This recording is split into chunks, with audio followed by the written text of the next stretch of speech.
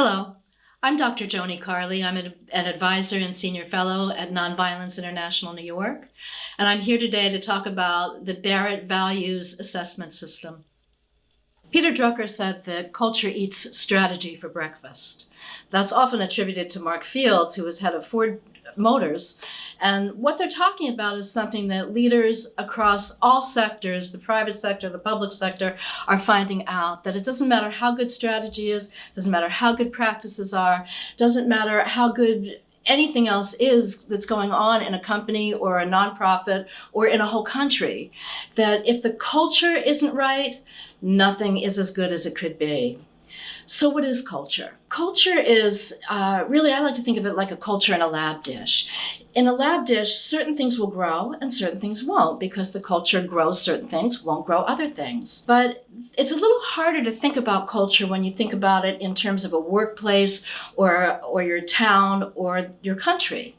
It's so ubiquitous. It's just the way things are around here. That's what cultures are, just kind of the way we do things. But when it comes down to it, culture is really just an expression of the values.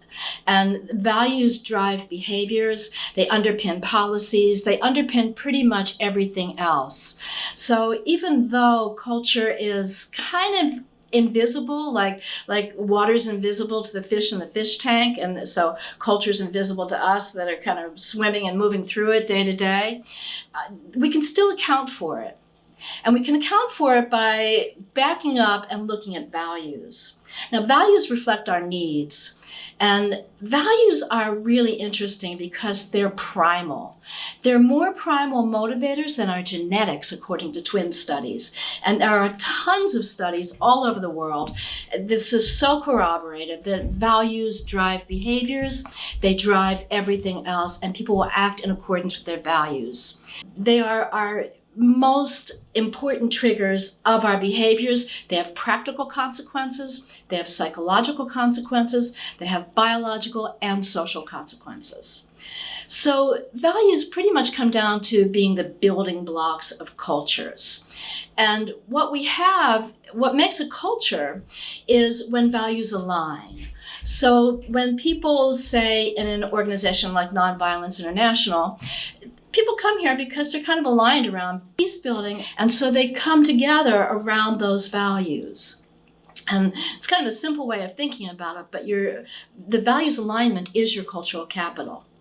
So values are really primal, and they're supplied to people by their cultures. So you're kind of born into a culture, and in a lot of ways you have the values that your parents had, because that's just how you were acculturated. And what gets taught in the schools and what comes at you from the culture. But at the same time, we're kind of accepting the values around us as our culture, because again, values define cultures. Values also unite groups and they unite communities. They also transcend beliefs that divide. So, for example, you may see someone who's really, truly values the environment. The next person really doesn't think about it that much. But they often can respect the person who values the environment because they know they're coming from a good place. So it gives us a level of assurance, even if we don't share the same values. I can make space around giving you the space to play out your values, even though they may not be exactly how mine are. I know we may align around other things, and at least I trust that you're coming at something from a good place because I know you're being driven by your values. So the other thing is that values generate action and they support actions. They connect the intangibles with the tangibles. So this is really important because we're motivated by things that are intangible. We're motivated by deep inner thoughts and beliefs and feelings that translate into values. But then how do we tend to think of that stuff in our acculturation as fluffy stuff, as inconsequential stuff. So when we talk about a culture of peace, we're talking about building, just like a culture in a lab dish, building a culture that will not support violence. It just can't hold it. Now, this is a different idea. We think of peacemaking as pushing against violence, but if I'm pushing against something, I'm attached to it. That's a Buddhist concept, right? If you my hand is on, I'm attached to that thing. So as long as we make peace about no violence, no violence, no violence, we've really lost the perspective we need to create a culture of peace, to do some positive peace building. So the Barrett system is set up basically around Maslow's hierarchy of needs. And Maslow did this groundbreaking work where he said our needs kind of fall on a continuum. First of all, we've got to survive. Are we fed? Do we have water? Are we warm? And then the next level is, are we safe? The next level is, do we belong? Do we have a sense of community? And the next level is, do I feel good about myself? Do I have esteem? Do I feel like I'm doing my best and I'm living a good life? And the next level is self-actualization. Am I working at my highest personal potential?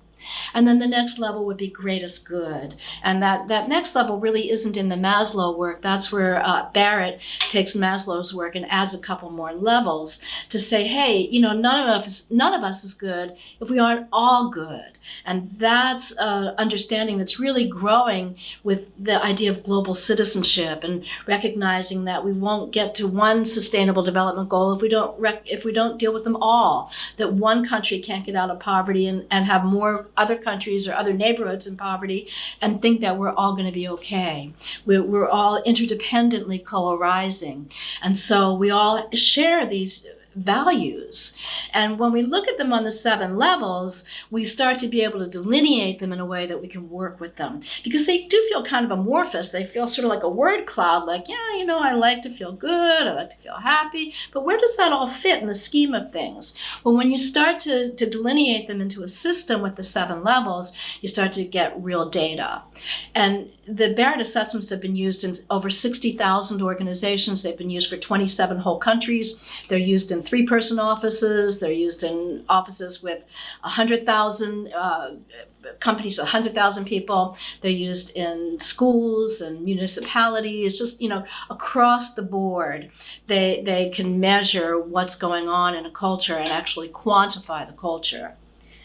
And what's become very clear through the Barrett work, and there is other work going on around values, and it is just undeniable. When values are accounted for, profits go up, share prices go up in the private sector, all kinds of social indicators, economic indicators go up in the public sector. Just everything gets better when values are measured. That data is in. This idea that this stuff is fluffy is absolute mythology. The data is very clear. When you account for culture, things go better for everybody. It's also transparent, and that's one of the big problems with a lot of social programs is nobody knows where they came from. And so people don't know if they want to sign on. They can be suspect of sometimes things that are really good, and sometimes they aren't. And you don't really know because it isn't necessarily grounded in an inclusive, transparent system. And then what happens is when you start developing in accordance with the values that are measured, and what we do is we measure what people's individual values are, what they see as the current values are playing out in whatever we're measuring, whether it be an organization or a country or a school or whatever. And then we ask, what would you like to see? What are the aspired to values? And we get a really good picture of where people see that what's happening now is playing out and what they really want. And then the dialogue can start in how to bridge that gap of getting from where we are to where we want to be, where we all want to be, where we said we want to be, and where the data has shown us where we want to be. And now we've also got a base of data that we can track over time. And that is a huge breakthrough that Barrett brought to the world years and years ago. So there are a lot of declarations, like Declaration and Program of Action on Culture of Peace. There's the Declaration of Human Rights. The problem has been that the dots were never connected between this kind of grander looking at things and what was going on the ground. And so David Kirschbaum and I have been working with people at Barrett to bridge that gap between what these indexes were saying and what was going on in people's lives, what was happening at the local, regional, and public, private, and global cultures, how they connected with each other and how they expressed a culture of peace. We went to work with Phil Clothier and with Patrick Summers at the Barrett Values Centre to go a few steps further than where Barrett was already going. And now we can measure specific cultural alignment with culture of peace values, and we can track progress toward a culture of peace. And at the same time, Phil and Patrick and others at the Barrett Center were developing tools that now have the capacity to track fulfillment of the Sustainable Development Goals. So not only can we measure cultures on 7 levels, see where people authentically want to go, see where that tracks with where other people in the world want to go and how things align and diverge from each other in real data. We've developed these tools now so that we can move into really tracking the full culture, as well as how does this particular organization or state or school or country fit in terms of a larger idea of a culture of peace, of an idealized culture of peace. And how are these organizations or entities, how are they tracking as far as their sustainable development goal fulfillment? Because we all aspire that, like, why not fulfill all the sustainable development goals? Nobody disagrees, but it's pretty hard to say whether we're on track or not. Except now we have these tools that help us do all of this together and do it coherently across all of these types of organizations. The Sustainable Development Goals, basically, the UN definition is that we want to meet the needs of the present without compromising the ability of future generations to meet their own needs. We value what we need, and the Sustainable Development Goals track needs. First and foremost, that's what they're doing. They're tracking needs. The culture of peace layer in this allows us to expand the horizon into these higher level needs. So the Barrett tools, along with these other dimensions of it now, provide a coherent system for establishing, developing, and accounting for a culture of peace and the SDGs. They bring a platform that stretches across NGOs, nation states. It stretches across anyone and everyone who we can measure. And they capture, someone in Nigeria and someone in Finland have very different needs, but now we can put them on the same platform and get a data-based field where we can actually have them in the same dialogue in a meaningful way. Another thing that the UN has been working with is the 5 Ps. People, planet, partnership, peace, and prosperity. And now these tools also track the 5 Ps in accordance with Sustainable Development Goal fulfillment and culture of peace fulfillment. If we want to fulfill on the Sustainable Development Goals, and if we want to live in a culture of peace, we have to track the relevant things to doing that. And the Barrett tools are what give us the opportunity to do that. They give us database clarity on how people are actually aligned, where they're diverging, and what they say they want to build together. And they give us data on how the puzzle pieces fit together. How does an island nation that's battling being swallowed up by the ocean compare with a landlocked nation that's very wealthy? Now we can actually look at that together. We can see where's the relevance in the global dialogue? Where are the connecting points? Where are the diverging points? And what's the world that we're all saying we want to get to together? It gives us the actual priorities of people. Priorities are always local. They always start within ourselves to get our needs met, get our communal needs met, get the larger area needs met. It expands from the local. So we set our priorities according to values, and then we actually have something we can work with.